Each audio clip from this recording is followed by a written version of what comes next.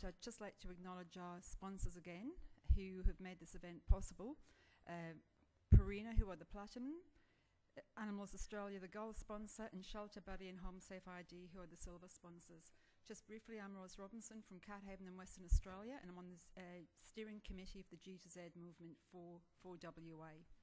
So our first speaker is Chua, who is going to talk about the unwanted cat and dog problem in Australia and actually just how big is it.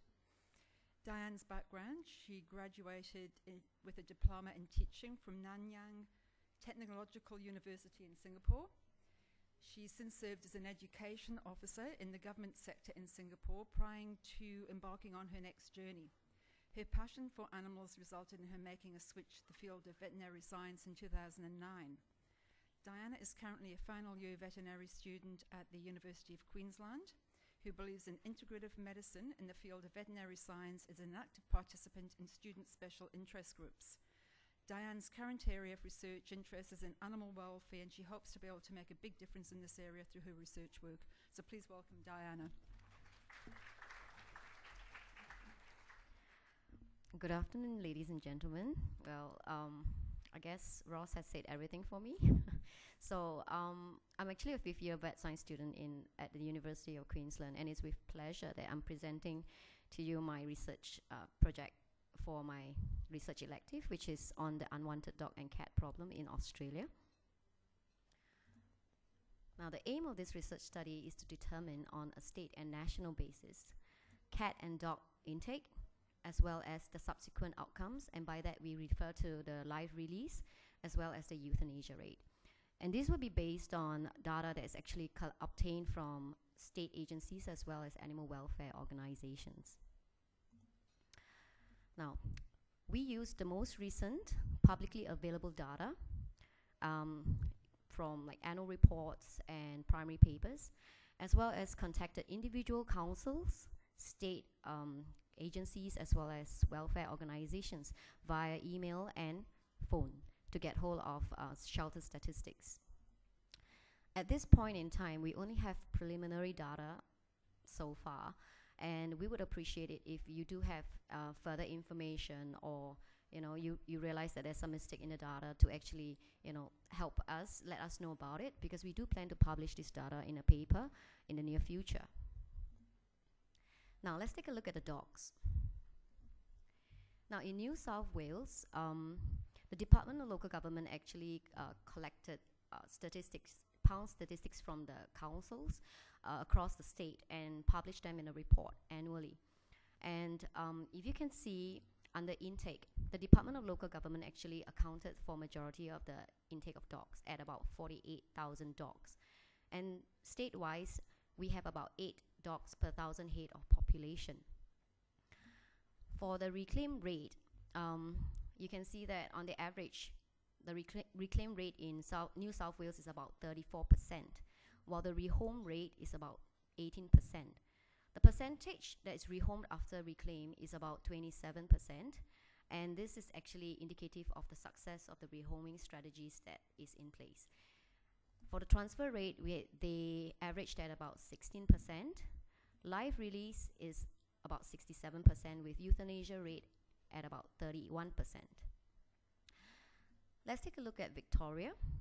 Now in Victoria, they don't have collated data, so what we had to do was we actually had to go to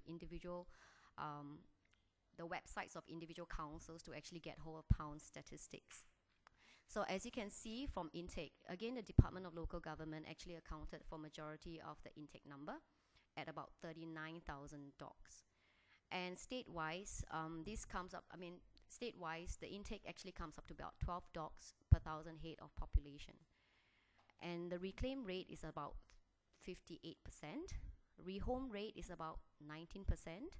And the percentage rehomed after reclaim is about 44%, which is actually, when you compare it to New South Wales, is a big difference. Rehomed after reclaim, we're referring to the dogs that are rehomed after we remove the numbers that have been reclaimed.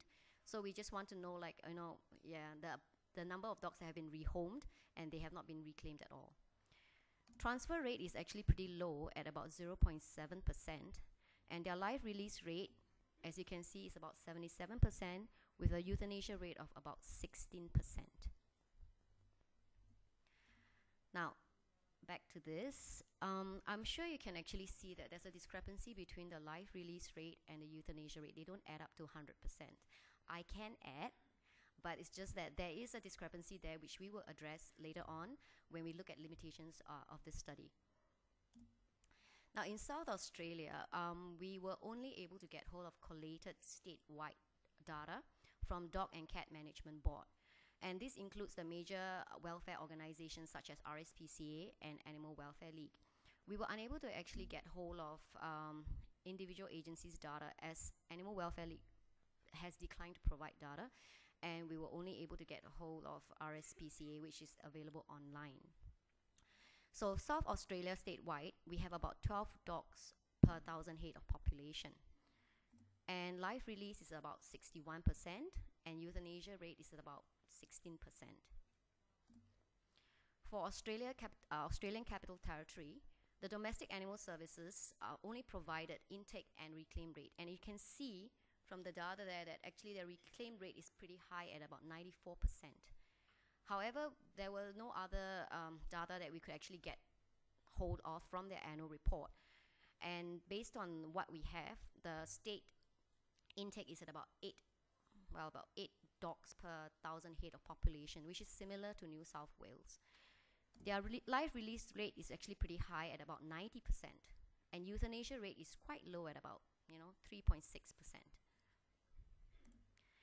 In Queensland, we were only able to get hold of 10 councils data out of 73.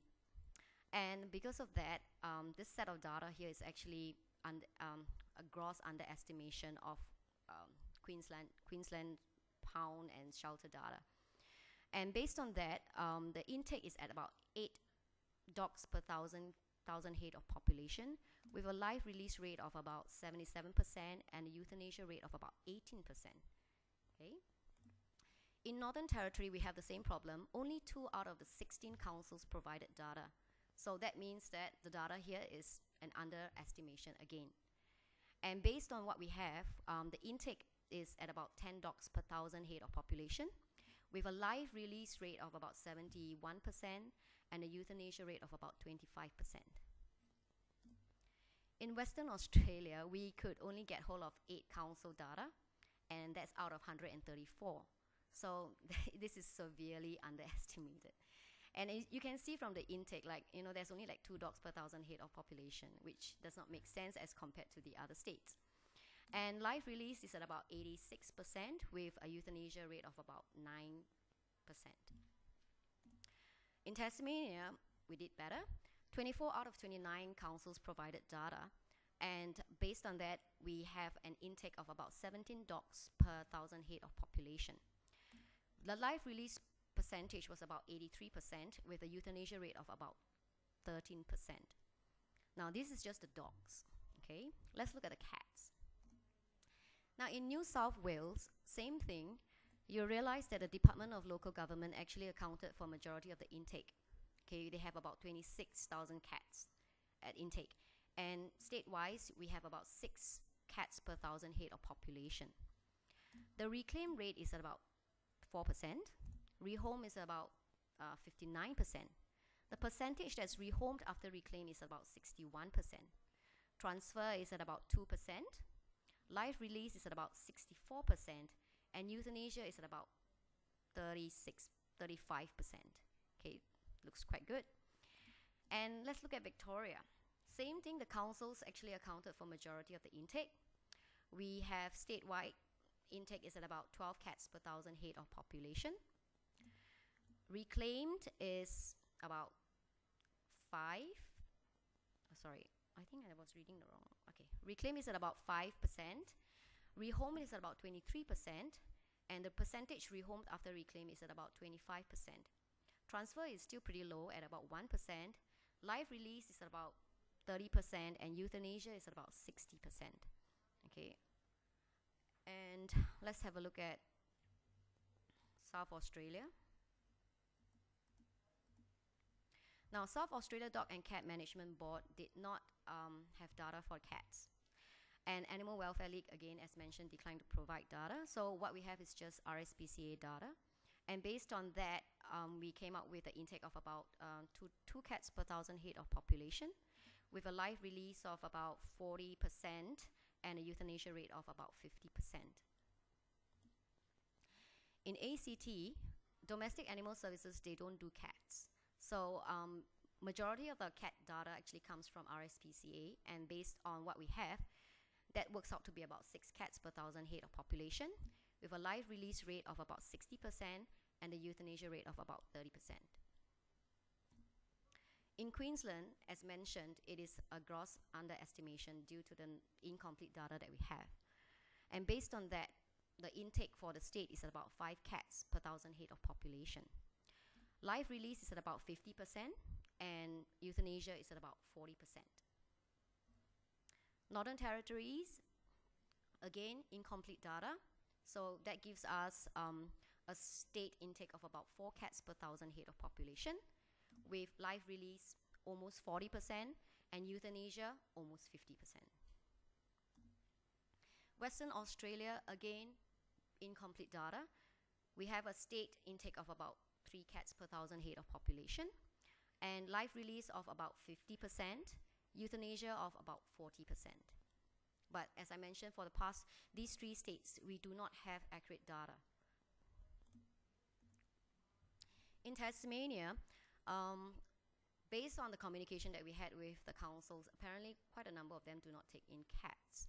So I would say that the majority of the cat information that we got is actually from Hobart Cat Centre and RSPCA. So based on that, the state intake will be about 10 cats per 1,000 head of population, with a live release of about 40% and euthanasia rate of about 50%. Now, limitations of this study, very obviously glaring at you: incomplete data. We don't have enough data from the councils and from certain agencies.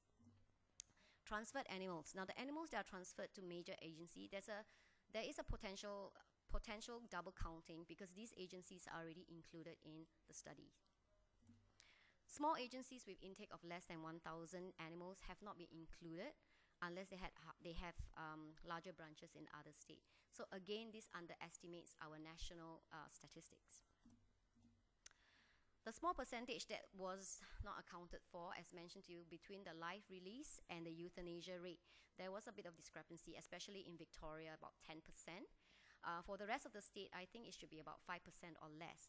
This refers to the group of animals that died, while in the system. They are in the foster care, or they are in the system at the start or the end of the time period, and hence there's this they have not been accounted for. And of course, trapping of feral cats might not have been taken into consideration when we are doing the intake, or the councils may not have taken them into consideration when providing the data. Okay, so what is the documented national statistics? Now, out of the 210,000 dogs that we have in Australia, the live release rate we have so far is at about 77%, euthanasia rate about 20%. And for the cats, about 160,000 cats in Australia, we have a live release rate of about 44% and a euthanasia rate of about 56%. And look at the dog trends over time. If you can see, I know it's really, okay, it's not too bad. You can see that the intake for dogs is actually gradually decreasing over the years from 2008 to 2011. And it's the same for the euthanasia and the euthanasia percentage. So it's just slowly going down over time in the Department of Local Government, in RSPCA, in Animal Welfare League. Okay. Sorry about that. And for the cats, however, you can notice, you can actually see that for the same period of time, okay, the intake for the local government has actually increased. Okay, for the welfare organization, they have actually slowly gone down. And it's the same for euthanasia. It has gone up for the state agency and not for the welfare organization, and same for the percentage. So what does this mean? We need data. Okay, we don't have centralized data. I had to go through every single individual council. Okay, there's limited transparency and approachability. It's not easy for me to get the data, And the Right to Information Act, you have to apply and pay for every application. Can you just imagine doing that for 200 over applications? It's about $30–40 per application. There's a marked difference in documented outcomes between dogs and cats. More than half of the cat intake they are being euthanized. And even though the outcomes are better than previously quoted in literature, still, if you base it on the New South Wales data, the intake and number euthanized over time, there's no improvement. And this is particularly so for the state agency as compared to the welfare organizations.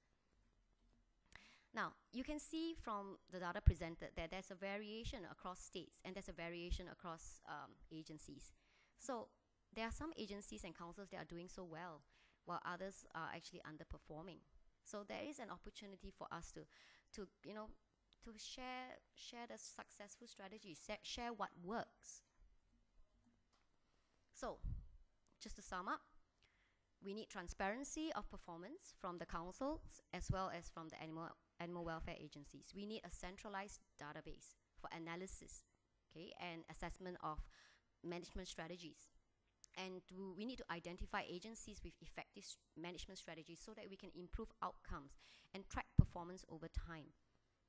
And this should be done like on a nationwide basis, because we are all after the same thing, aren't we? Okay, and with this, I'd like to say a big thank you to Michelle and Alini and all the councils and agencies that have provided data so promptly. Any questions? Okay, sure. Thank you.